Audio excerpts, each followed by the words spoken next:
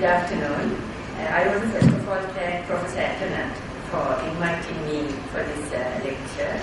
And I will go through hair disorders and nail disorders in briefly, which I thought was important for general practitioners. In hair disorders, I will go through infections. Commonest are Taenia capitis and Kirion, and I will go through alopecia. There I will go through androgenic alopecia in men and women, traction alopecia, trichotillomania, and then increased hair growth, hirsutism and hypertrichosis, and premature graying. Infections. This particular boy is nearly 1 year old. Mother complained of this scaly patch on the scalp. Unless you look very carefully, you won't see what mother is complaining. How you differentiate Taenia capitis from dandruff? Dandruff is very common.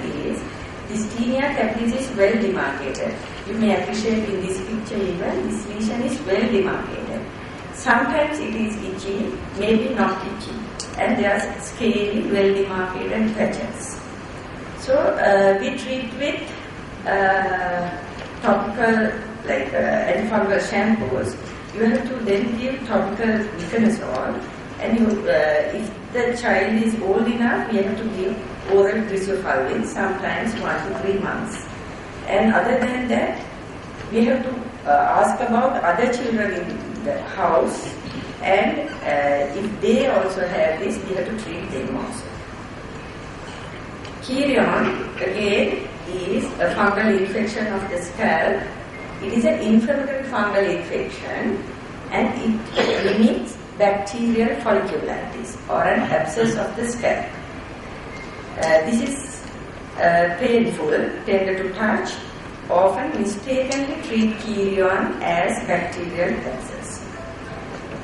Here, again the treatment is oral antifungals for months. 1 to 4 months again until this lesion becomes fully flattened. The important thing here is this lesion heals with scarring. So you may treat this thing initially with oral antibiotics, but after 1 or 2 weeks, if there is no response, you have to refer to a dermatologist, because ultimately they end up with a scar. If it is a big Kirion, there will be a big scar, then we have to do scar reduction surgery ultimately, especially in a boy. So there are 3 phases of hair.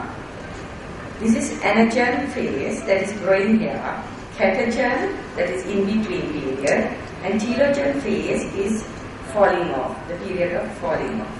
So anagen phase is up to 85% of scalp hair is in this phase at one time, which can last 2 to 5 years. So what we all have, 85% is in anagen phase. In between is catagen, and telogen is up to 15% of hair is in this phase, which can last 3 to 5 months. This is important in understanding alopecia. So hair loss or alopecia, there are localized or diffuse hair loss. Again, both can be scarring or non-scarring. So localized non-scarring, one is Taenia capitis, the other one is alopecia areata. Localized scarring are Kirion, discoid lupus erythematosus, lichen planus, morphea. So alopecia areata is again very common. How you differentiate from Taenia capitis is affected area are totally hairless, and scalp surface is otherwise normal. No scaling, no itching, no irritating. Right? And book says that exclamation mark which are diagnostic, but it is only a microscopic appearance, you can't see by naked eye. And if there is exclamation marks, that means the lesion is active. And it seems to be there's an argument anyway, it seems to be an autoimmune disease. So So here we treat these. So again, there are alopecia totalis. When whole scalp hair is lost, we call it alopecia totalis. Alopecia universalis, when body hair also lost, or some patches in body, we call it alopecia universalis. Treatment, if it is solitary, one lesion, small lesion, less than 3 months duration, you can reassure the patient and observe. Because the natural history of this disease is there's spontaneous regrowth. But if the patient is unhappy, is worrying about this, you can either give topical steroids or intravitreal steroids. Or if it is large or more than 3 months and the patient is worrying, you can straight away give intravitreal steroids. But if it is larger, numerous lesions, more than 30% of scalp is involved, or recurrent episodes, we have to give systemic steroids. So these are some examples of localized scarring, discoid lupus erythematosus in these conditions. Again, we can't diagnose clinically, we have to go for a biopsy here. Again, morphia. Morphia is it's an autoimmune disease where dermal structures are replaced by fibrous tissue. And the other common condition you encounter is diffuse non-scarring hair loss. So when somebody comes with this complaining hair loss, so these are the common things: iron deficiency anemias, thyroid diseases. It can be very rarely diffuse alopecia areata, SLE. So there are two common things: anagen effluvium and telogen effluvium, and male pattern baldness. I'll go to that. So anagen effluvium, I told you there are 3 phases. Anagen phase, where we have 85% of scalp hair in this phase at one time. So especially during chemotherapy. One example is chemotherapy in anagen effluvium. What happens is this anagen hair is damaged, and so you can see 85% of their hair falls within few weeks or few days. So that is anagen effluvium, which occurs in chemotherapy. Telogen effluvium is, like this is telogen, that is in normal cycle, that is the period where the hair falls. So what happens is, like due to some injury or incident, this usually it is only 15% of hair is in telogen phase, but lot of hair, more than 15%, lot of hair goes into telogen phase very fast. Right? So you see this hair falls 2 to 3 months after the incident. For example, after dengue fever, after a major surgery, or patient was in ICU, or after childbirth, after 2 to 3 months of this event, they get excessive hair loss. And both these conditions, anagen effluvium and telogen effluvium, ultimately there is spontaneous hair growth. So the other very common condition we see is this androgenetic alopecia or male pattern baldness. So there are 3 factors. It depends on 3 factors. One is genetic predisposition. It can be either paternal or maternal. So usually we ask about father's baldness, but we forget about maternal side. That is also important, either paternal or maternal baldness. Genetic predisposition, aging, old age, and level of androgens. And this begins in frontotemporal area, temporal recessions, and in this central area of the scalp, and ultimately they coalesce and form this body. So this hair in this occipital area is not androgen dependent. So this occipital hair is preserved in this androgenic alopecia. So Treatment is difficult in this condition because all these three factors, except one, level of androgens, other two we can't influence. Genetic predisposition and aging we can't influence, so we can influence only level of androgens.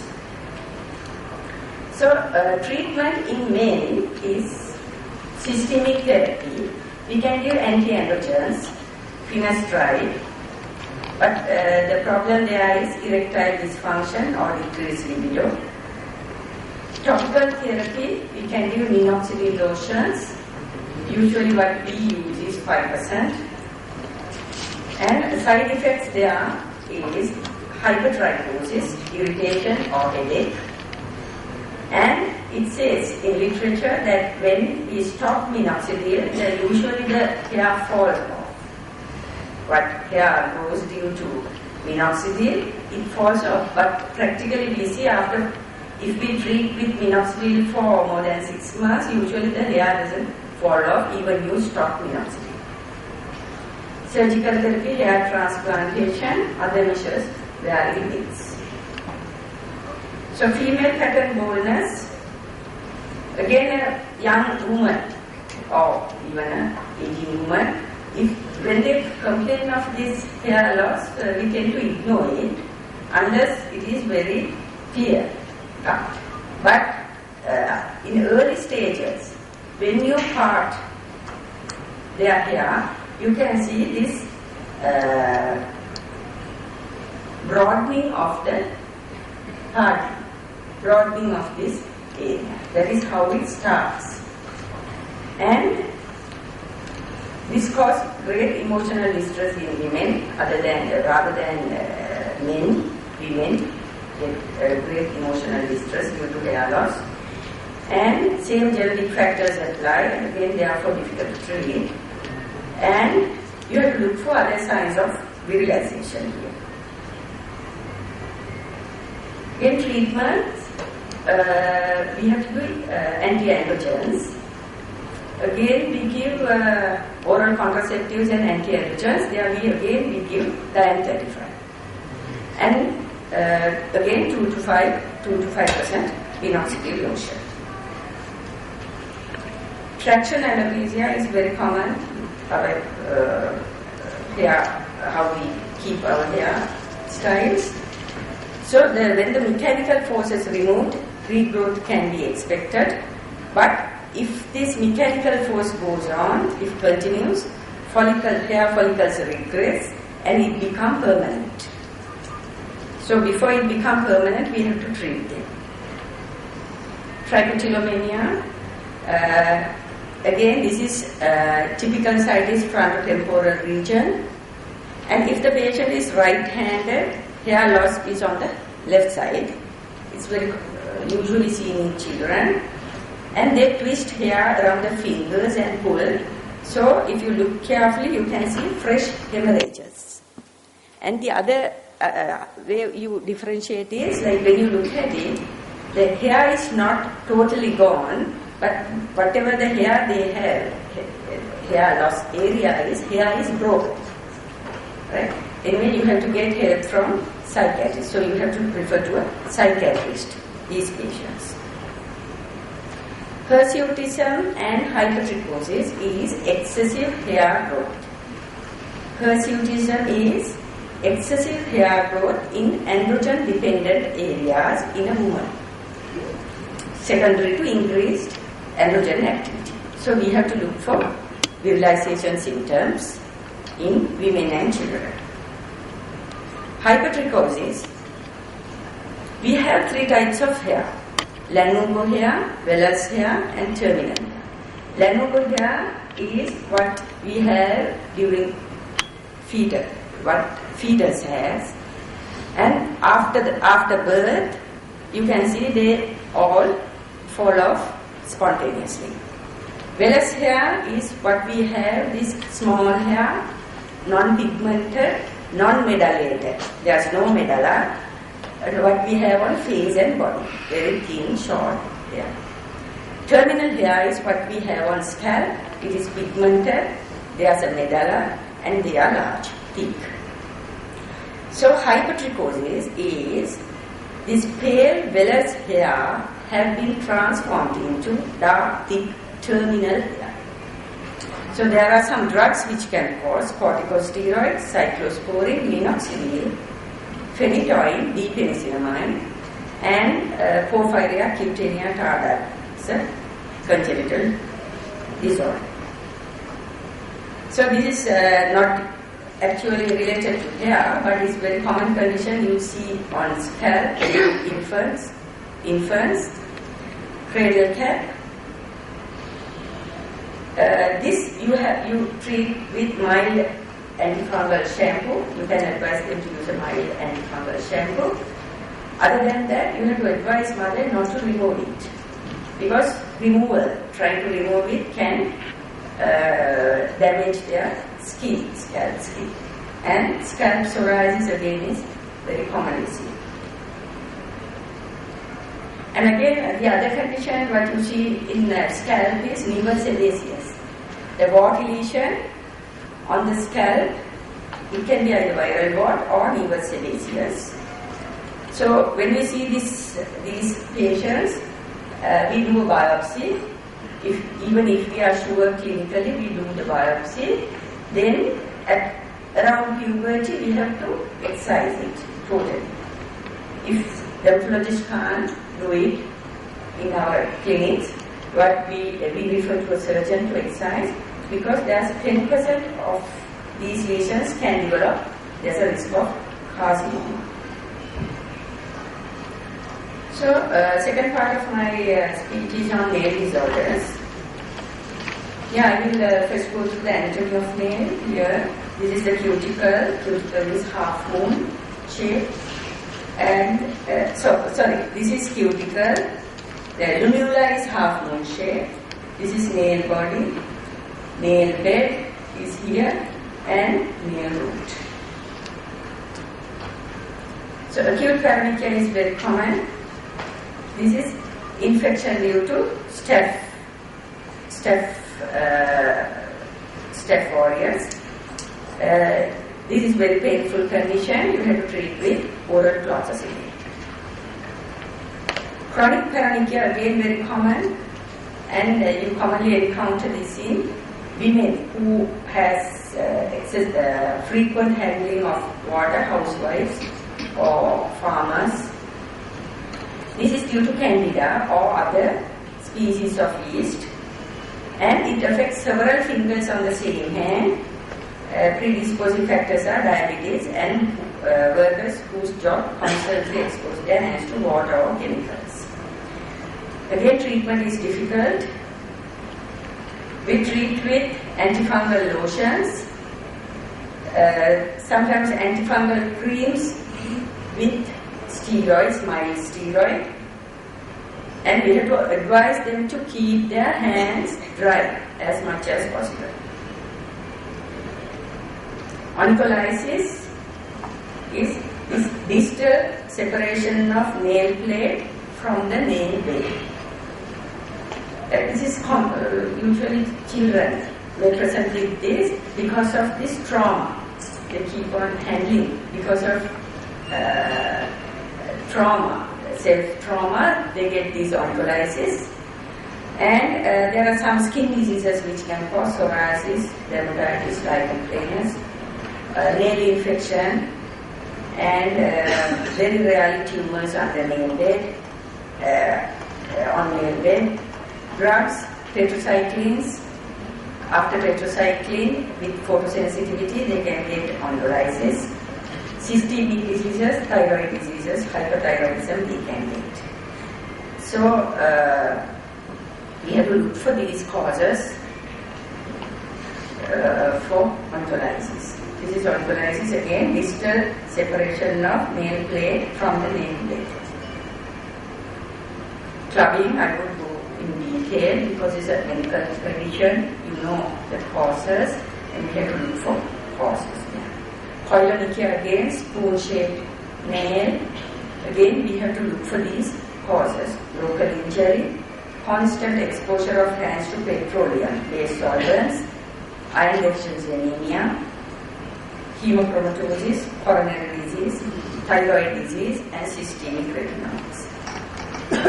Gauge lines, that is transverse depression in the nail plate.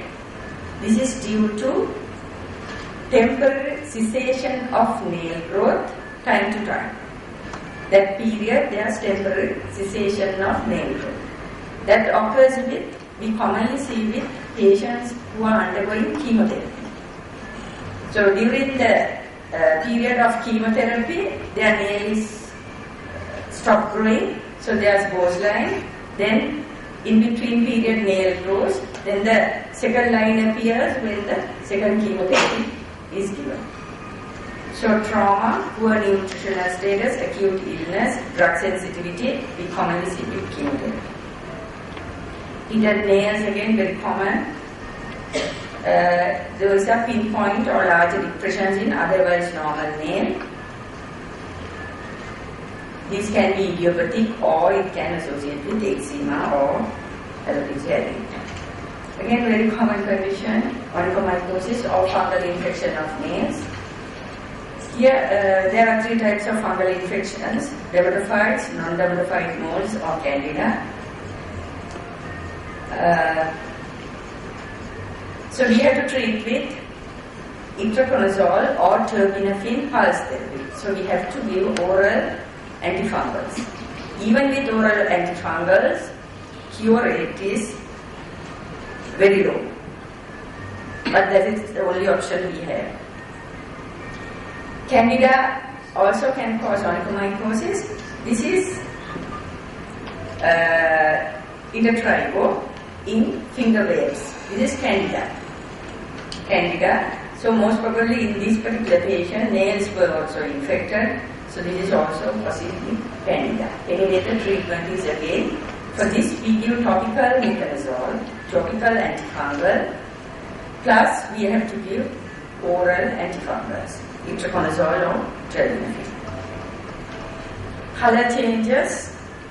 Green nails, you can see with Pseudomonas infection or onychomycosis. Yellow nail. I heard that Professor Antoinette told me that carotenemia is very common, but we don't see these patients because they don't come to us. I think GP settled that.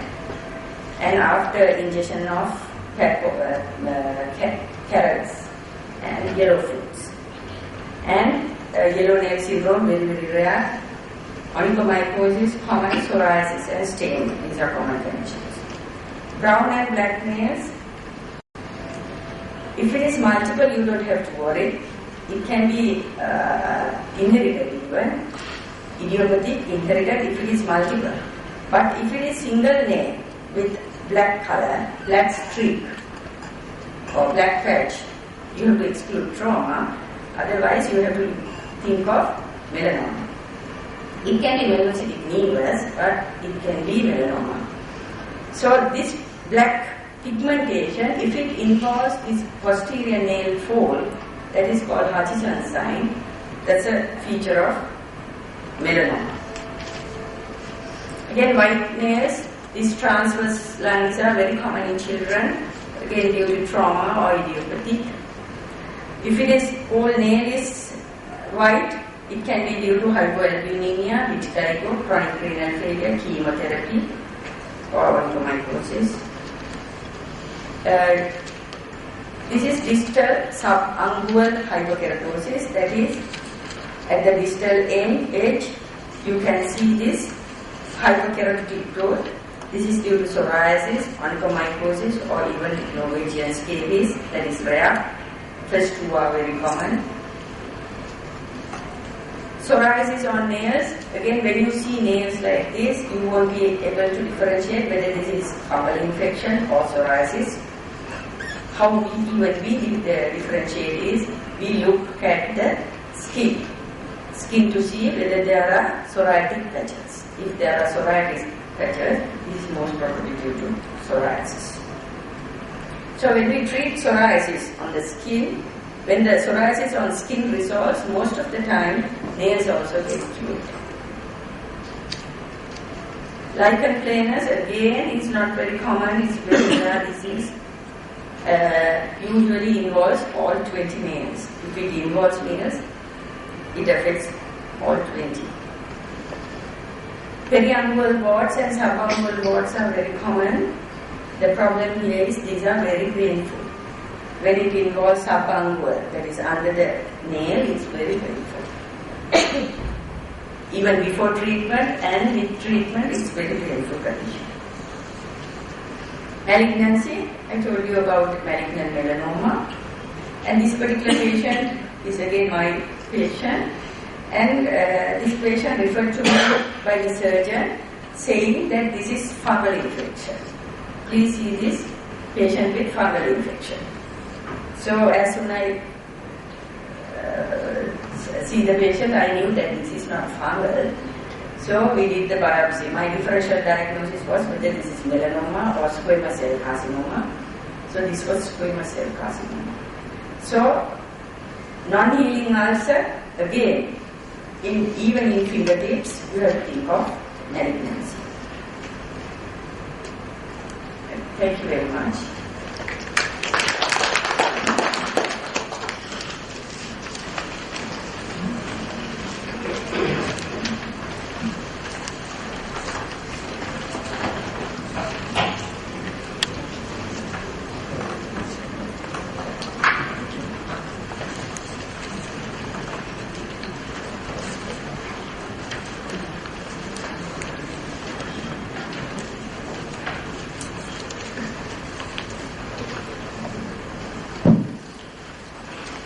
Thank you, Rantilaka, for an excellent presentation.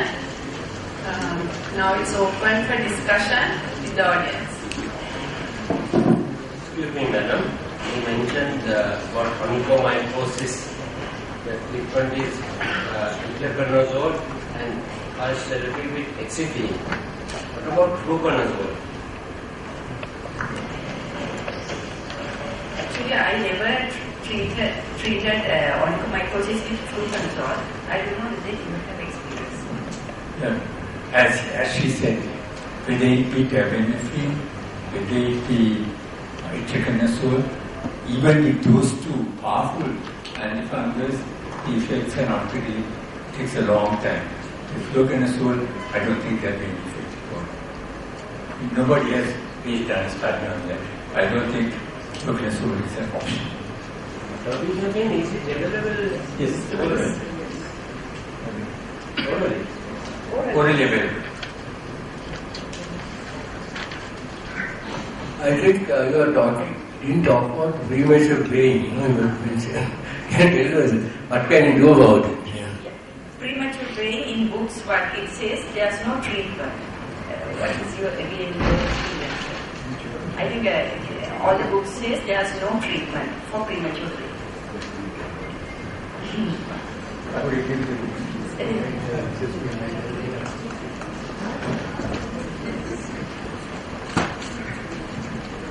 I just want to know whether the within 24 hours they are falling completely.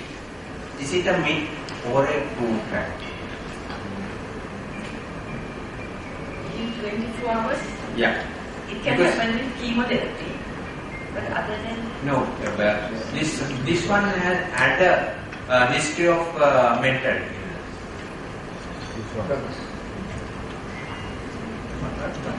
after acute stress, they can have hair loss. But within 24 hours, I don't know. The patient said the patient went to bed the previous day and following morning there was no hair. The mental condition must have come first.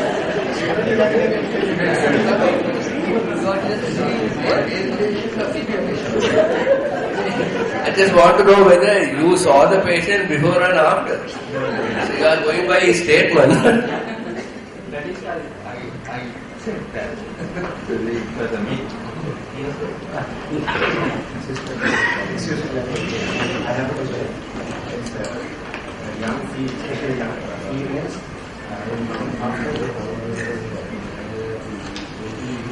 young females after this starting this anti-epileptic therapy, getting hair loss or what?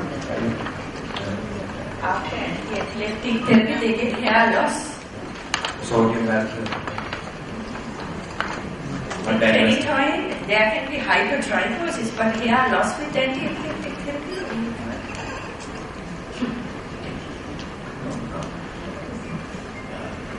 Again, that can be due to stress. the drug itself. Drugs that no. Like phenytoin can cause hypertrichosis, but acute stress conditions can cause hair loss. Any acute illness can cause hair loss after 2 to 3 months of the illness. Especially dengue fever patients, they come to us. This patient after starting the anti-epileptic therapy, she complains of hair loss. How long after again? About 2-3 months. No, that is due to the stressful event she had, this epilepsy, not due to the drug. I think hair loss due to cosmetic procedures must be mentioned. And in the present day and age, it's very, very common. Because everybody is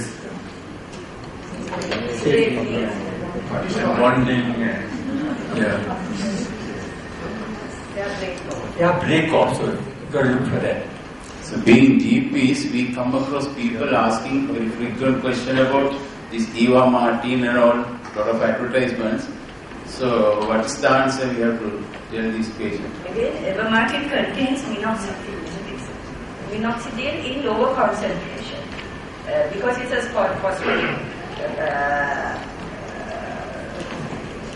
cosmetic advertisement because it has this minoxidil in lower concentration. Maybe effective. Actually, you have to use minoxidil in about 5% to have real regrowth. What I normally tell my patients is the bigger the advertisement, the lesser the result. Yeah, I have seen some rheumatologists prescribing for Perfectil and Butyl for the skin and nails. Any comment on this? Not Perfectil, but any multivitamin you can give for hair loss. Because, as I showed you, diffuse hair loss can be due to nutritional deficiencies. So, if you are not looking, if you don't find any other pathology, so you can treat with multivitamin. Placebo. Not placebo, but it is effective anyway. Does have an effect. It is. I mean, I'm not saying perfectly, but anything that you prescribe has some sort of effect. I don't know. No, it has an effect. Like when I was in England, they had a separate hair clinic. They do all these vitamin, they test all these vitamins. Then when a patient comes with hair, not all, then they think of vitamin deficiency. But we don't do those things. Especially zinc. Zinc should be there. After diarrhea of children, so they have seen a lot of nail changes, prolonged diarrhea in children. After prolonged diarrhea, they get hair loss. No, nail changes. Like they have zinc syrup available for Nail that. changes. Yeah, zinc syrup available for the treatment for the actual acute diarrhea. Co-prescribed the diarrhea treatment. That is again due to nutritional deficiency. Paronychia is I'm sure condition that most of you see, and I think she mentioned it in detail. Our important factor is drying them, keeping that nail as dry as possible. So I think that must be stressed because it can be. What is it?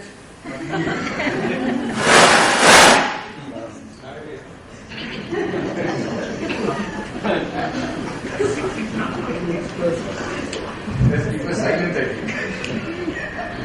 Shock therapy. Good. How many days? Tomorrow. As we have one other questions, I'd like to call upon Dr. D. Ranawaka to hand over the memento to Dr. Rantilaka.